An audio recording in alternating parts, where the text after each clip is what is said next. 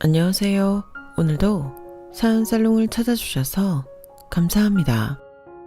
유명한 전래동화 중에 은혜가 편 까치라는 작품 다들 아시죠? 인간에게 도움을 받은 까치가 자신을 도와준 은인한테 은혜를 갚는다는 얘기요. 한낱 미물인 까치도 은혜를 갚을 줄 아는데 어떻게 된 게 요즘 세상엔 은혜를 원수로 갚는 인간들이 더 많지 뭐예요.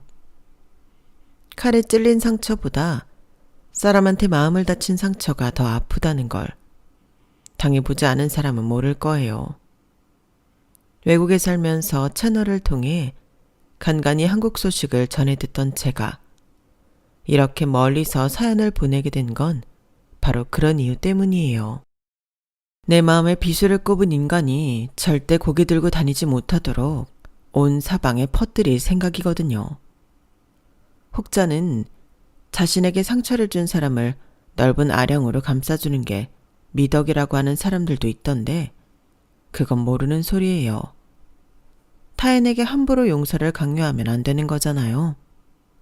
적어도 당해본 사람의 심정을 안다면 말이죠. 그럼 지금부터 은혜도 모르고 저와 저희 엄마 뒤통수를 대차게 쳤던 인간들에 대한 참교육을 전해드리겠습니다. 저는 한부모 가정에서 자랐어요. 아빠 얼굴도 모른 채 엄마와 둘이 살았거든요. 여자 혼자 남편도 없이 딸을 데리고 살아야 하는 엄마의 인생이 기구하기는 했지만 그래도 남들보다 나은 한 가지가 있었어요. 그건 바로 돈이었어요. 엄마 말로는 저희 외할아버지께서 살아생전에 땅 욕심이 많아서 수중에 돈이 들어오는 족족 땅을 사모으셨대요. 시골 마름의 자식으로 태어나 평생 자신의 땅 한마지기 없이 평생 남의 땅에서 고생만 하다가 세상을 떠나신 부친의 한이 맺혀서 땅에 대한 집착이 생기셨다나 봐요. 엄마 말로는 당장 쌀독이 비어서 끼니 걱정을 하는데도 외할아버지는 죽어라 땅을 사모으는데 열을 올리셨다고 하니 어떤 면으로는 대단한 분이시죠. 그렇게 열심히 땅을 사모으신 외할아버지는 살아생전에 그 덕은 한번 못 보시고 세상을 떠나셨어요. 외할아버지의 집착이 빛을 발한 건 외할아버지가 돌아가시고 10여 년 뒤였어요. 상전벽해라고 하죠. 뽕나무 밭이 변해 푸른 바다가 된다고 세계 어느 나라보다 변화가 빠른 한국. 한국에서도 서울은 변화무쌍하게 이를 데 없었어요. 가난한 사람들이 모여 산다는 산동네에 하루아침에 대규모 아파트 단지가 들어서고 집값은 천정부지로 뛰어올랐어요. 그 덕에 외할아버지의 피와 땀으로 사들인 땅이 드디어 빛을 발하게 되었죠. 당시 엄마는 남자한테 버림받고 외할머니와 연락도 끊은 채 혼자 저를 키우고 있었는데 외할머니가 엄마의 단칸방으로 찾아오셨대요. 그때부터 엄마는 외할머니와 함께 살게 되셨어요. 외할아버지가 남겨주신 땅을 팔아 대학가에 건물을 하나 샀어요. 그 1층에는 식당을 차리셨고요. 평생 남의 식당에서 일을 하셨던 외할머니가 주방을 맡고 엄마는 홀을 보셨어요. 2층과 3층 원룸에는 대학생들과 직장인들한테 월세를 놓고 4층에서 우리가 살았어요. 4층짜리 건물도 있고 다달이 들어오는 새도 있고 게다가 1층엔 식당까지 있으니 금전적으로는 아쉬울 게 하나도 없었어요. 게다가 저라면 끔찍할 정도로 애지중지하시는 외할머니와 엄마도 있으니 세상 아쉬울 게 하나도 없었어요. 딱 하나 있다면 아빠가 없다는 건데 솔직히 저는 아빠가 없어서 아쉬웠던 건 하나도 없었어요. 처음부터 없었다는 건 비교할 대상이 없다는 거고 그러니 있는 것과 없는 것의 차이를 알 수 없었다는 게 맞는 말일 거예요. 그리고 무엇보다 제가 아빠를 필요로 하지 않는 이유는 따로 있었어요. 아빠는 온갖 감언이설로 미래에 대한 청사진을 보여주면서 엄마를 꼬셨고 임신했다는 말을 듣자마자 도망치듯 유학을 떠났어요. 그런 사람이 아빠라고 있어봤자 뭐가 좋겠어요. 언제고 자기한테 도움이 안 된다고 생각되면 가족도 버릴 그런 인간이요. 차라리 없는 셈 치고 사는 게 속 편하죠. 그래서 아빠의 부재에 대한 아쉬움은 없어요. 없는 걸 아쉬워하기보다는 지금 내 곁을 지켜주는 사람들을 아끼고 보살피는 게 더 중요하다고 생각했어요. 그래서 착한 딸, 착한 손녀로 살려고 노력했어요. 식당은 크게 잘 되지는 않았지만 그래도 우리 식구 먹고 사는 데는 충분할 정도로 됐어요. 사실 손님 수로만 봐서는 대박집까지는 아니어도 꽤 잘 되는 식당이라고 할 수 있었지만 문제는 가격이었어요. 대학가라서 손님 대부분이 학생들이라서 가격을 제대로 받을 수가 없었어요. 거기다 외할머니께서 먹는 장사는 야박해서는 안 된다시며 양을 얼마나 많이 주셨던지 들이와서 찌개 하나에 공깃밥만 추가해서 먹고 가는 일이 비일비재했어요. 그런데도 눈살을 찌푸리기는커녕 서비스로 계란 후라이까지 해주셨으니 돈을 벌겠다고 장사를 하기보다는 밥을 퍼주려고 장사를 했다는 게 맞을 거예요. 외할머니가 이렇게 인심 좋게 장사를 하신 데는 이유가 있었어요. 지금이야 네 외할아버지 덕분에 돈 걱정 없이 살게 됐지만 불과 10수년 전까지만 해도 쌀통에 쌀이 담긴 날보다 바닥을 드러낸 날이 더 많았어. 내가 굶는 건 괜찮았다. 그런데 하나뿐인 내 자식이 굶는 걸 보는 건 정말 못할 짓이더라. 차라리 내가 굶고 말지. 다른 건 몰라도 사람이 살면서 배는 골치 말아야 할 거 아니니. 우리가 그 돈 없다고 당장 어떻게 되는 것도 아니지만 없는 사람한테는 그 한 끼가 죽고 사는 문제 아니겠니? 서로 베풀고 나누고 사는 거지. 말 그대로 박리담의 전략을 택한 건 외할머니 결정이었고 그런 결정을 내린 건 가난에 대한 기억 때문이었어요. 그리고 외할머니의 그런 경영 철학은 저희 엄마한테까지 이어졌어요. 외할머니가 돌아가시고 엄마가 가게를 물려받은 이후에도 저희 식당은 동네에서 가장 저렴하고 푸짐한 식당이었어요. 저희 집은 바깥뿐만 아니라 원룸 월세가 싸기로 유명했어요. 그러니 공실이 잘 나지도 않을 뿐더러 공실이 나도 반나절도 안 돼서 금세 빠지곤 했어요. 그런데 인연이 되려고 그랬는지 방 하나가 한 달이 다 되도록 새로 세입자가 들지 않는 거예요. 그러던 어느 날이었어요. 식당 전면창에 원룸 세입자를 구하는 종이를 붙여놨었는데 대학생 하나가 찾아왔더라고요. 빈 방이 있냐고요. 문제는 혼자가 아니라 둘이라고 하더라고요. 방이 작아서 둘이 쓰기는 힘들 거라는 엄마 말에 학생은 그런 건 상관없다고 그러더라고요. 실은 얼마 전에 어머니께서 사고로 세상을 떠나셨어요. 그 바람에 동생을 돌봐줄 사람이 없어요. 제가 데리고 있어야 하는데 돈이 부족해서 큰 집을 구할 수가 없는 형편이에요. 1인실인 건 잘 알지만 혼자 사는 것처럼 조용하게 생활할 테니 제발 좀 받아주세요. 부탁드립니다. 학생이 딱한 형편을 들은 엄마는 거절하지 못하셨어요. 엄마 성격에 당연한 결과였죠. 그렇게 학생은 중학교 동생과 함께 저의 원룸에 들어와 살게 되었어요. 좁은 집에서 남동생과 둘이 사는 대학생이 못내 안쓰러웠던 엄마는 수시로 밑반찬을 만들어 학생 손에 들려보내셨고 우리 모녀가 먹을 특식을 만드는 날이면 어김없이 불러서 함께 밥을 먹곤 했어요.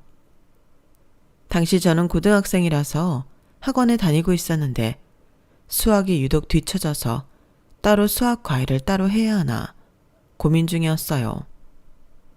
그러던 차에 엄마가 3층 대학생한테 과외를 받아보면 어떻겠냐고 하시더라고요. 몇 달 지내면서 보니까 사람이 참 성실하고 괜찮더라. 어린 동생까지 챙겨가며 사는 게 기특하기도 하고. 무엇보다 공대생이니까 수학은 잘할 거 아니니.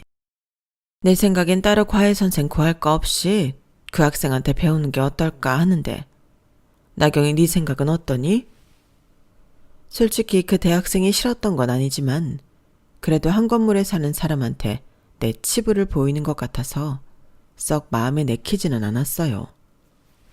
제가 수학을 어지간히만 했어도 상관 안 했겠지만 제 상태가 좀 심각했거든요. 그래서 차에 비해 미루고 있었는데 중간고사 성적이 나오고는 더는 버틸 수 없는 상황이 되어버렸어요. 수학 점수가 아주 바닥을 쳤거든요. 그래서 엄마 강요에 못 이겨 아래층 대학생한테 수학 과외를 받게 되었는데 생각보다 쉽고 이해가 잘 되게 가르치더라고요. 고학생이라 과외를 여러 개 뛴다는 건 알고 있었는데 그래서 그런가 과외 수업이 학원 수업 못지않게 체계적이고 수업 시간도 꽉 채워서 해주더라고요. 제가 잘 이해를 못하는 부분은 수업 시간을 넘겨도 몇 번이고 천천히 설명을 해주기도 했고요. 덕분에 기말고사 때 수학 성적이 오르자 저보다 엄마가 더 좋아하셨어요. 세상에 학원을 몇 년이나 보내도 수학 성적이 늘 엉망이었는데 경훈 학생한테 과외받고는 바로 성적이 올랐지 뭐야. 이건 아줌마가 주는 보너스니까 받아. 참, 우리 나경이 수학 성적 올랐다는 소리 듣고 동네 아줌마들이 자기 애들도 과외시키고 싶다고 그러던데 혹시 시간 돼? 저야 소개시켜 주시면 고맙죠. 그런데 이 돈은 안 받겠습니다. 아주머니께서 매번 밑반찬도 챙겨주시고 저 없을 때 제 동생 밥도 챙겨주시는데 무료로 수업은 못 해드릴 망정 어떻게 보너스까지 받겠어요. 그리고 나경의 성적이 오른 건 제가 잘 가르쳤다기보다는 나경이 스스로 공부를 열심히 해서 그런 거예요. 보너스를 주시려거든 나경이한테 주세요. 세상에 어쩜 말도 이렇게 예쁘게 한대? 나경이는 내가 알아서 줄 테니까 이건 경훈 학생 받아. 내가 고마워서 그래. 그리고 반찬은 우리 먹으려고 하는 김에 남아서 나눠주는 거니까 신경 쓰지 말고. 그럼 과외하는 걸로 알고 내가 주변에 연결해 줄게. 제 성적이 오른 덕에 오빠는 과외 학생도 늘고 보너스까지 챙기게 되었어요. 그런데 남들한테는 말을 안 했지만 사실 제 성적이 오른 데는 별도의 이유가 있었어요. 왜 학교에서도 그 과목 선생님이 마음에 들면 학생들 성적이 오르곤 하잖아요. 실은 제가 오빠를 마음에 두고 있었거든요. 깔끔한 외모도 그렇고 목소리도 좋아서 과외 수업을 받기 전부터 내심 마음에 두고 있었어요. 게다가 오빠한테는 늘 좋은 비누 냄새가 나서 한 방에 앉아서 수업을 받다 보면 가슴이 콩닥콩닥 뛰곤 했죠. 사람한테 호감이 있으니 당연히 그 과목 공부도 열심히 하게 되고 그러니 성적은 덩달아 올랐던 거예요. 물론 엄마는 그런 사정은 모르셨지만요. 아무튼 아래층 오빠한테 2년 가까이 수학 과외를 받고 저는 대학에 합격할 수 있었어요. 비록 성적이 안 돼서 저희 집 근처에 있는 대학은 못 갔지만 그래도 나름 상위권 대학에 합격한 거라서 오빠 앞에서 꿀릴 정도는 아니었죠. 이제 대학생도 되었겠다. 오빠한테 여자로 보이고 싶은 마음에 대학 합격 선물로 영화를 보여달라고 했어요. 그랬더니 바로 흔쾌히 승낙을 하더라고요. 그렇게 나름의 첫 데이트를 앞두고 머리도 하고 옷도 사입고 화장까지 한 채로 약속 장소로 향했어요. 그런데 막상 도착해보니 오빠 옆에 동생이 따라 나와 있더라고요. 오빠 남동생은 저보다 2살 아래로 인근 남고에 다니고 있었는데 형과 달리 사교성이 좋고 싹싹한 편이어서 평소에도 저를 잘 따르는 편이기도 했어요. 하지만 그렇다고 해도 생애 첫 데이트에 끼워주고 싶은 마음은 절대 없었어요.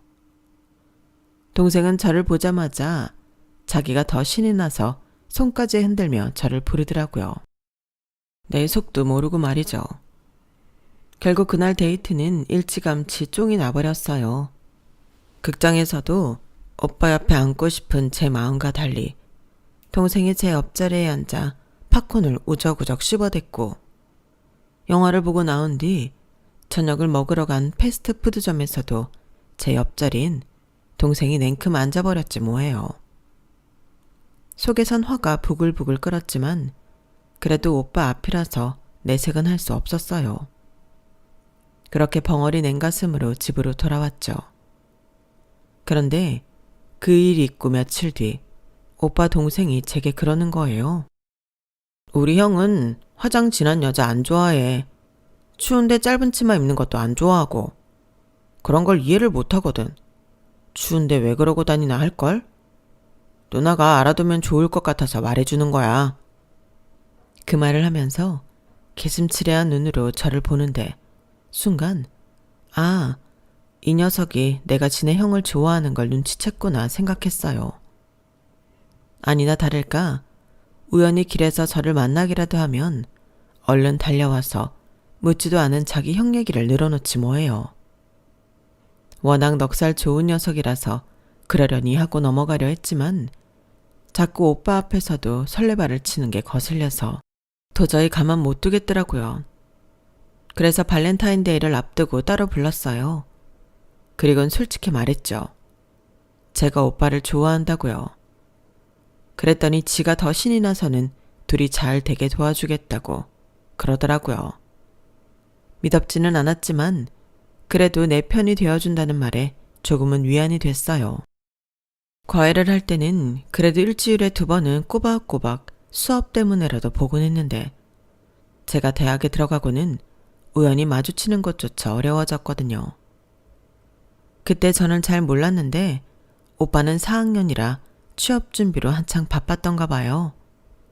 과외랑 아르바이트 하면서 학비 벌랴, 강의 들으랴, 취업 준비하랴. 몸이 10개라도 모자랐을 텐데 저는 참 팔자 좋은 생각만 하고 있었던 거죠. 기껏 생각한다는 게 오빠 올 시간에 맞춰서 냄비에 국이나 생선조림 등을 들고 집에 찾아가는 것 정도였으니까요. 그렇게 얼굴이라도 한번 보고 오면 애가 타고 그러다 되려 오빠한테 서운해하기도 했어요. 저는 저만 몸이 달아 일어나 생각했었는데 이듬해 오빠가 회사에 취업을 하고서야 그게 아니었다는 걸 알게 되었지 뭐예요. 오빠 동생이 그러더라고요. 자기 형도 저한테 마음이 있는 것 같다고요. 제가 발렌타인 때 선물했던 초콜릿이랑 선물들도 전부 버리지 않고 간직하고 있다고요. 그 말에 용기를 내서 오빠한테 고백할 수 있었어요. 물론 대차게 까였지만요. 자신이 처한 처지가 연애할 상황이 아니라더군요. 더군다나 저랑 만나는 건 저희 엄마한테 죄지는 일이라나요? 그냥 싫으면 싫다고 그래. 사람이 사람 좋아하는 게 무슨 죄지는 일이라는 거야? 내가 마음에 안 들어 그러는 거라면 그냥 솔직하게 말해. 다른 핑계 대지 말고. 더 자존심 상하니까. 그때 저는 엄마 덕분에 사는데 어려움 없이 살았던 터라 오빠 상황을 이해하지 못했어요.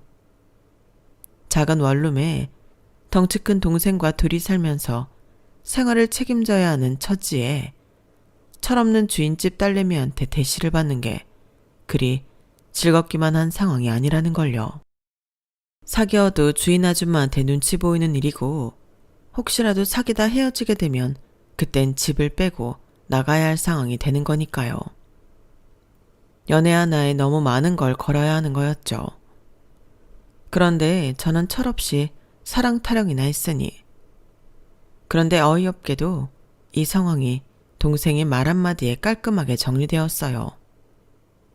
방학 때 저희 엄마 식당에서 서빙 알바를 하던 오빠 동생이 저희 엄마한테 단도직입적으로 물었던 거예요. 자기 형이랑 저랑 사귀면 어떨 것 같냐고요. 그랬더니 저희 엄마가 경훈이라면 내가 대천성이지 어디 하나 버릴 거 없이 속이 꽉 찬 사람이잖아. 난 정말이지 경훈이 같은 사위 하나 얻으면 소원이 없겠어. 정말요? 그럼 이참에 둘이 사귀면 되겠네요. 저도 나경이 누나가 내 형수 되면 좋겠거든요.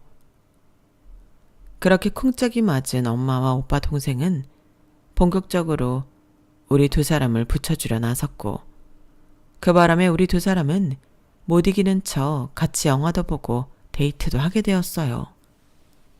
그렇게 등 떠밀려 시작한 연애였지만 실은 너무도 원했던 순간이라서 사귀는 동안 한 번도 싸운 적 없을 정도였어요. 그러다 제가 대학을 졸업하던 해 가을, 우리는 결혼을 하게 되었어요. 남들은 결혼을 하면 분가를 하기 마련인데 우리 부부는 그 반대였어요. 식을 올리기 전에 살림을 합쳤거든요. 집을 구해 나갈 거 없이 엄마 집에 남편과 시동생이 들어오는 형태로요. 당시 시동생이 군에서 제대한 지 얼마 안 되는 상황이라서 취업 전까지 저희 엄마 가게 일을 돕고 있었거든요. 그러다 보니 따로 집을 얻어 살기보다는 한 집에 사는 게 낫겠다고 엄마가 그렇게 하자고 하셨어요. 남들이 뭐라던 그게 무슨 상관이니? 비록 경준이랑은 사돈지간이기는 하지만 그래도 같이 찬 세월을 생각하면 가족이나 다름없잖아. 경준이 결혼하기 전까지 다 같이 살자. 얼마 안 되는 식구끼리 따로 사는 것도 웃기잖니?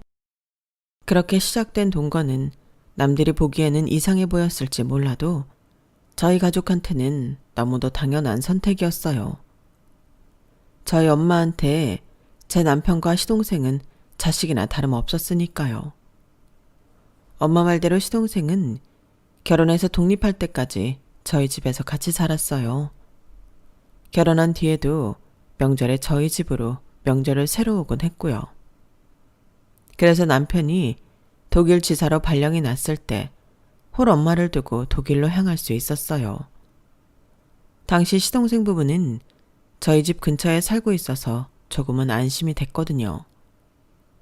처음 1년은 독일 생활에 적응하느라 한국에 올 수 없었고, 그 후에는 다들 알다시피 코로나 때문에 하늘길이 막혀서 한국에 올 수 없었어요. 그런데 하루는 엄마가 전화를 했더라고요.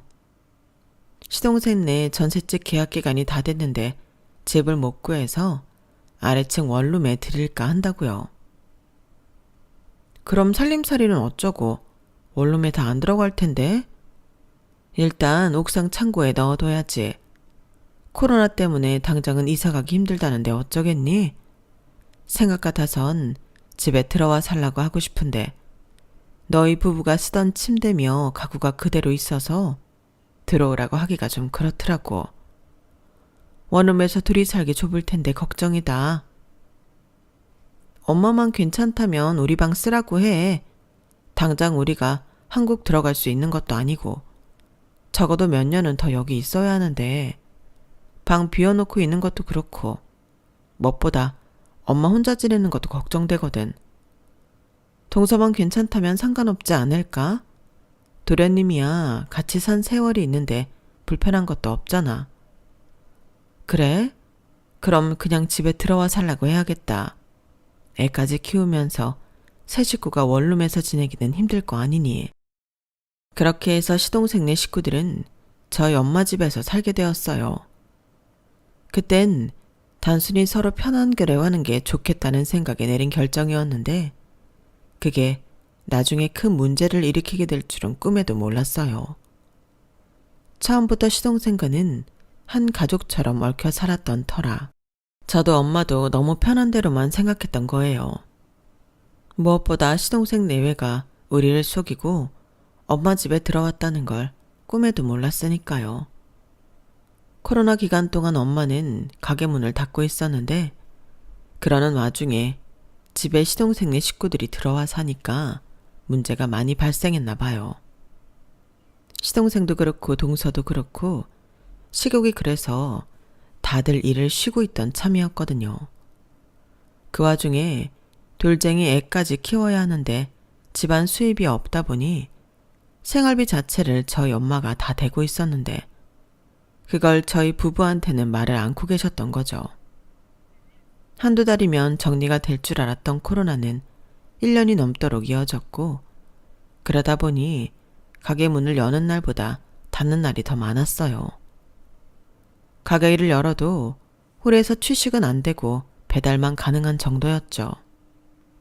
그런데 특별한 음식도 아니고 고작 해야 백반인데 배달 주문이 얼마나 되겠어요. 매출은 변변치 않고 식구들은 늘어서 생활비는 늘고 대학 수업이 온라인 수업으로 대체되면서 원룸도 텅 비어 있었기 때문에 엄마는 그동안 저축해 두었던 돈으로 이 모든 살림을 감당하고 계셨던 거예요. 그렇다고 아들 같은 사돈총각한테 돈 벌어오란 말은 더더욱 못하셨으니까요. 그러다가 2년쯤 지나 코로나도 어느 정도 진정이 돼서 일상생활이 가능해졌는데도 시동생 내외는 여전히 저희 엄마 집에서 살고 있었어요. 시동생이 일자리를 얻긴 했지만 그동안 2년 가까이 수입이 없었던지라 당장 집을 구해 나가기 힘들다는 게 이유였죠.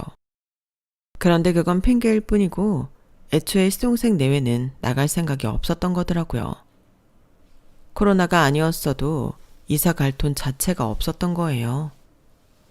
시동생이 버는 거에 비해 동서 씀씀이가 컸거든요. 게다가 시동생 몰래 소액 대출도 여기저기서 받아놔서 매달 이자만 해도 시동생 월급보다 더 나가곤 했다나 봐요. 그렇게 빚이 쌓이고 쌓이다 보니 전셋집을 월세로 돌려 보증금까지 손을 댔고 그걸로 모자라 결국엔 월세까지 밀리면서 쫓겨나다시피 하게 된 거죠.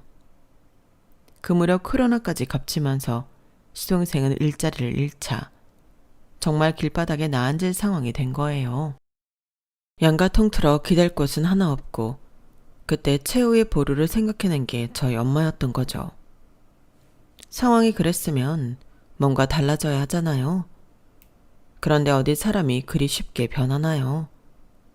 동서는 저희 엄마 집에 살면서도 툭하면 TV 홈쇼핑으로 간장게장며 그릇, 소형 안마기 같은 걸 사드렸어요. 누구 돈으로 그런 쇼핑을 했냐고요? 내가 참 기가 막혀서 저희 엄마 카드로 그랬더라고요. 처음에 같이 살 때는 동서한테 돈이 없는 걸 아니까 저희 엄마가 마트 배달 비용이며 음식 배달 비용을 내주곤 했더니 이후에는 저희 엄마한테 돈 받아 쓰는 걸 당연하게 여기더래요.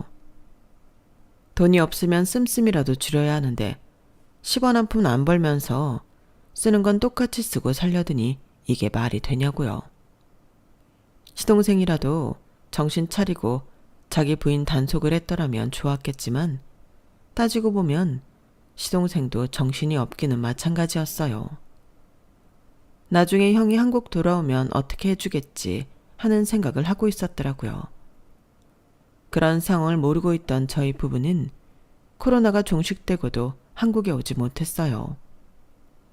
남편은 재택근무를 마치고 회사 출근을 하게 돼서 시간을 내기 힘들었고 저 역시 애를 키우면서 살다 보니 한국행을 쉽게 결정할 수 없더라고요. 애 학교 등하교도 시켜야 하고 남편 밥도 챙겨야 하니까요. 그래서 한국 방문을 차일피일 미루고 있었는데 몇 달 전에 톡으로 엄마 가게에서 일하시는 주방 이모님한테 문자가 온 거예요. 저희 엄마가 허리를 다쳐서 몇 달째 가게 문을 닫고 있다고요. 그런데 이상한 말을 하더라고요. 집에는 연락하지 말고 한국에 한번 들어오라고요. 그래서 이게 무슨 소린가 싶어 이모님한테 전화를 했더니 글쎄 이러시지 뭐예요. 내가 남의 집 일에 끼어들기 그렇지만 그래도 더는 못 참겠어서 연락했어. 나경아, 네 엄마 요즘 사는 게 아니다. 네 시동생 부부 말이다. 그것들이 집에 들어와 살면서 네 엄마를 아주 몸종 부리듯 부리고 살지 않겠니? 새파랗게 젊은 것들이 일도 않고 집에서 빈둥대면서 네 엄마를 부려먹고 사는데 아, 내 새끼들이었으면 당장 두들겨 패서 내쫓았지. 네 엄마가 그 나이에 가게 일하랴, 네 시동생 내 애까지 보랴, 아주 허리 한번 펼 새 없이 지내다가 결국엔 허리병 돋아서 가게 문까지 닫았잖니. 그런데도 엊그제 집에 찾아가 봤더니 네 엄마가 허리에 복대를 메고선 청소를 하고 있더라. 네 동서라는 년은 소파에 쳐누워서 과자나 처먹고 있고, 이게 말이나 되니? 1시간 넘게 이어진 이모님의 폭로에 저는 기가 막혀서 말이 안 나올 지경이었어요. 그래서 퇴근하고 돌아온 남편한테 상황을 얘기했어요. 그랬더니 남편이 펄펄 뛰더라고요. 자기 동생이 그럴 리가 없다고요. 나도 그럴 리 없다고 생각하지만 한번 확인은 해봐야겠어. 오죽하면 홀이모가 나한테 연락까지 해서 그 얘기를 하겠어. 일단 당신은 휴가 내기 힘드니까 나 혼자 한국에 다녀올게. 내가 직접 가서 보고 얘기해 줄 테니까 도련님한테는 아직 연락하지 마. 알았지? 그렇게 저는 백팩 하나 달랑 메고서 며칠 뒤 한국으로 들어왔어요. 집에는 연락도 안 한 채로요. 그리고 몰래 집에 가봤는데 세상에, 저희 엄마가 애를 업고선 주방에서 튀김을 하고 있지 뭐예요. 시동생이랑 동서는 소파에 눕다시피 앉아선 TV를 보고 있었고요.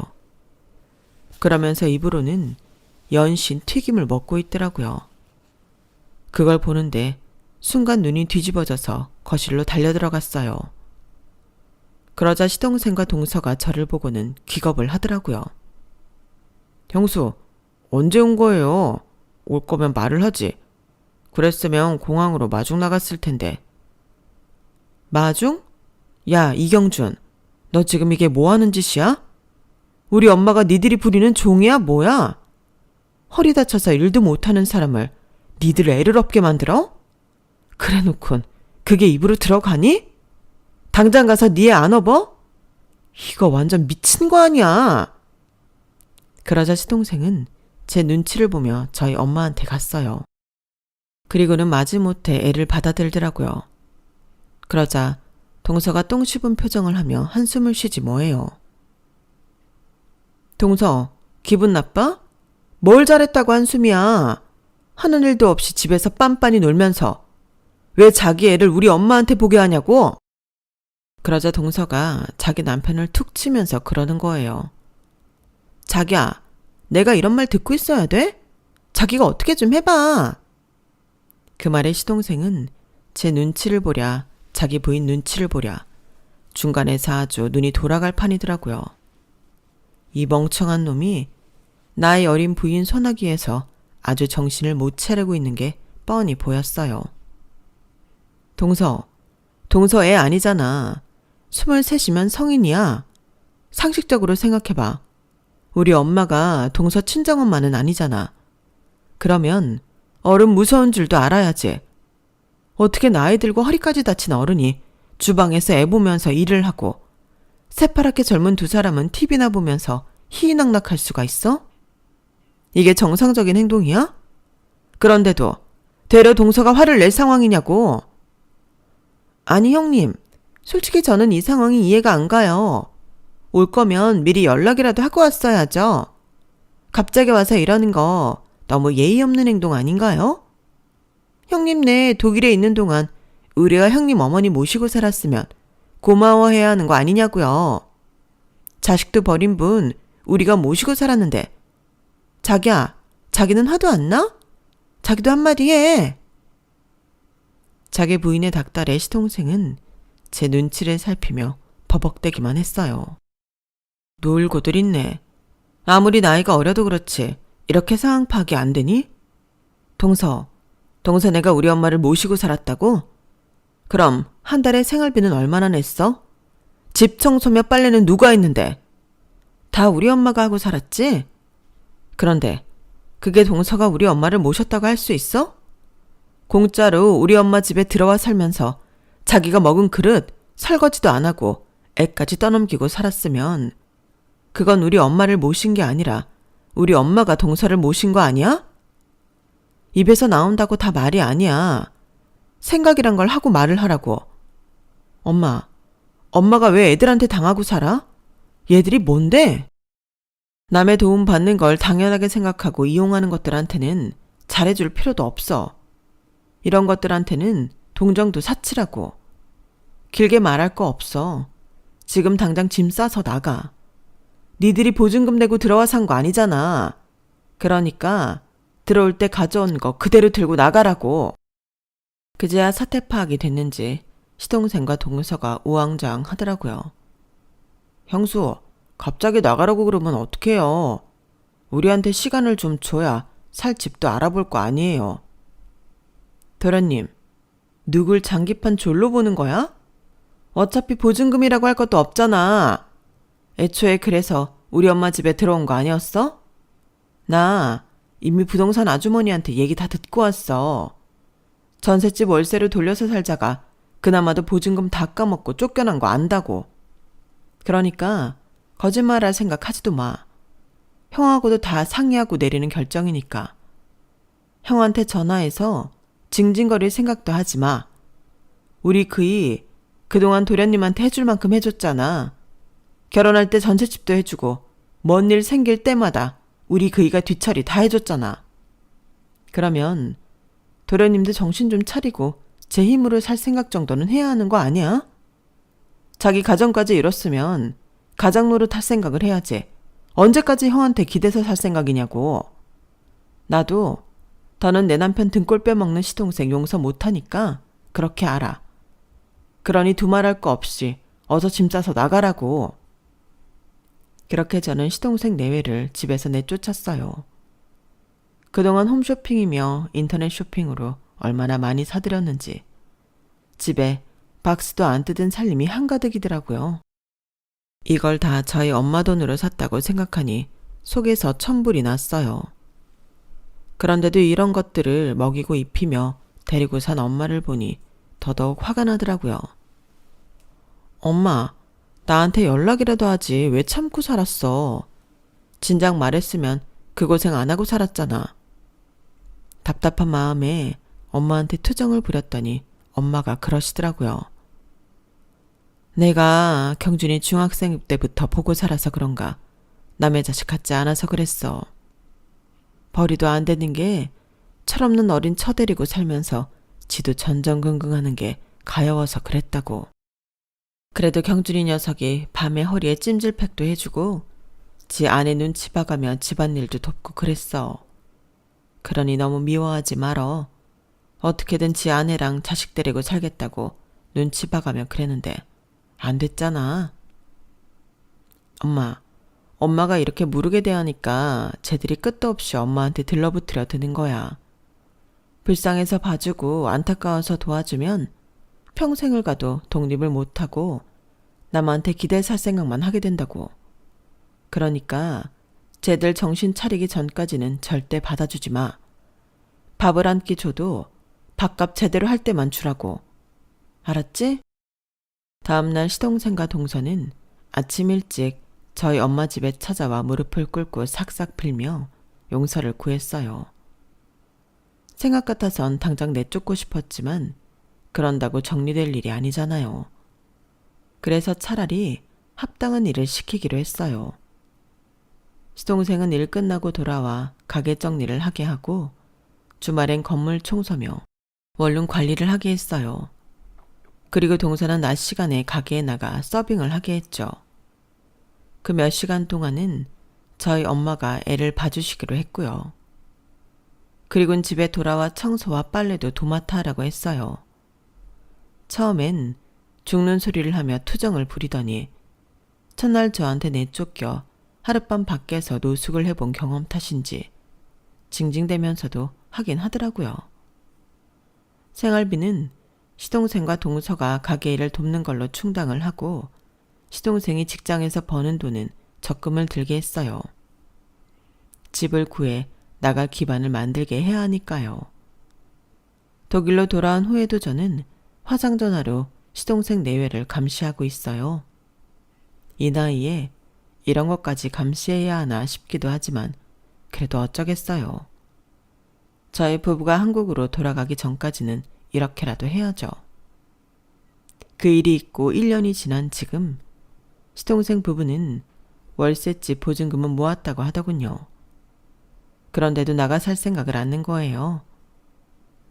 형수, 기왕 이렇게 된 거 여기 살면서 돈 좀 더 모아서 나가면 안 될까요? 집사람이 형수님한테 부탁 좀 해달라고 그러더라고요. 사람은 고쳐 쓰는 게 아니라고 하는데 1년 사이 무슨 일이 있었는지 생각지 못한 변화가 있었더라고요. 글쎄, 동서가 돈 버는 재미가 들어서 가게 서빙 일을 계속하고 싶다고 하지 뭐예요. 엄마 말을 들어보니 집에 돌아와서도 살림도 그렇게 열심히 한다더군요.